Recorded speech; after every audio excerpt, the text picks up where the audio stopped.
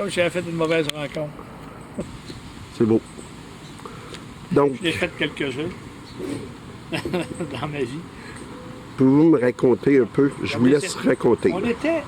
D'abord, il faut comprendre que le Havre, parce qu'on appelle ça le Havre, c'est le nom le plus beau, mais c'était le trou de Berthier, ça. C'était le trou du curé, parce que c'était le curé qui avait un bateau. Puis, donc, cette chose-là a été racontée déjà par d'autres, là. Et c'était un havre naturel. Alors, les gens, c'était privé, puis c'était pas privé. Je veux dire, c'était le Havre, tout le monde se sentait avoir accès à l'eau. Puis l'eau, c'est tout le monde, le fleuve, c'est à tout le monde. Alors, évidemment, pour se rendre à l'eau dans le Havre, il fallait passer par un petit terrain, une petite languette, une petite, comment je dirais, c'est pas très, très large, le terrain où est la marina. Alors,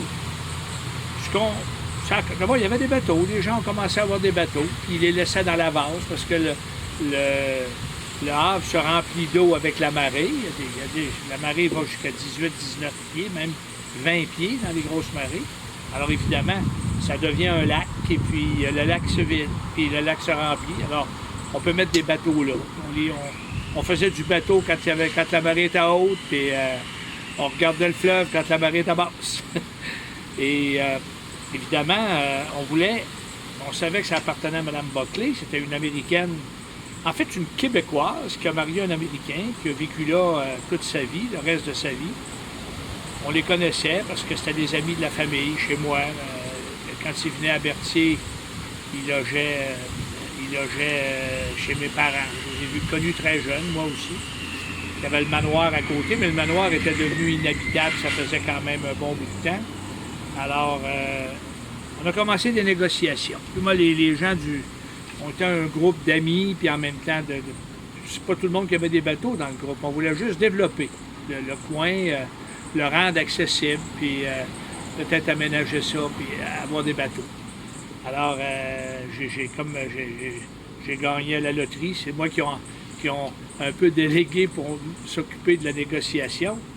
J'ai parlé à Mme Buckley. Elle parlait très bien français, évidemment. C'est une Québécoise, elle est née au Québec. Mais elle demeurait à San Diego, c'est pas la porte à côté. Alors, je suis allé une fois ou deux en Californie pour la rencontrer, pour essayer de... Je suis allé pour mes propres affaires. J'avais une tante qui demeurait en Californie à l'époque, alors ça avait favorisé que je puisse aller en Californie. Je suis allé 2 fois, puis on a commencé à négocier, puis elle était favorable à céder la propriété pour le Havre. Il y avait le terrain du manoir. Nous autres, on lui a dit, il faut que vous répariez le manoir. Le manoir est en train de tomber à terre. Mais on n'avait pas les moyens, nous autres, de se lancer dans une aventure d'acheter le manoir. En tout cas, on a négocié. Je suis allé là-bas. Elle est revenue ici. Mme Buckley, elle est venue au Québec. Je l'ai logée chez moi.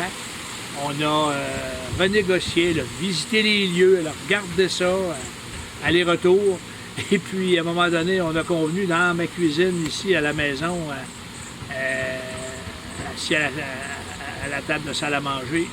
Elle a dit « OK, c'est correct ». Elle nous vendait ça, ça faisait 18 000 $ le terrain. Et j'ai tout de suite rédigé, je ne sais pas si c'est mon instinct d'avocat, j'ai tout de suite rédigé le contrat.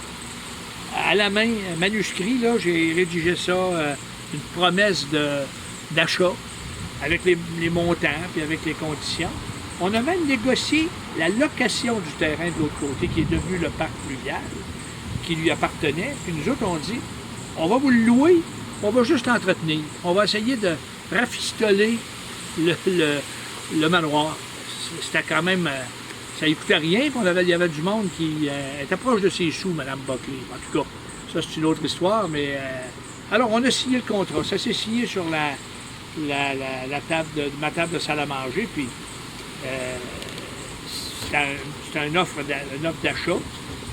Alors, c'est malheureux parce que... Ce qui est malheureux, c'est ça, c'était très heureux, et c'est qu'elle a changé d'idée. Après avoir signé, elle a changé d'idée.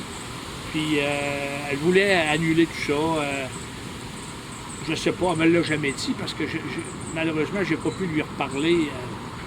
Elle n'a pas voulu nous reparler. J'ai parlé à son fils plus tard, quand ils ont récupéré les montants d'argent, puis il était désolé de ce qui était arrivé. Quentin, c'est Queen, qui était le plus jeune de la famille, qui se baignait avec mes frères ici quand ils venaient au quai. Là, on était des amis, on appelle ça des amis de la famille. On se voit une fois de temps en temps, mais on a du plaisir ensemble. C'est malheureux qu'elle ait changé d'idée, mais finalement, on l'a acheté pareil. On l'avait acheté, on a déposé l'argent. On est obligé d'aller au palais de justice pour déposer l'argent. On appelle ça des offres réelles. Puis finalement, on est devenu propriétaire, puis on a aménagé le terrain. C'est comme ça que ça s'est fait. C'est le début de la marina. On était un groupe d'amis. On voulait faire quelque chose. On trouvait que c'était une place exceptionnelle pour faire une marina.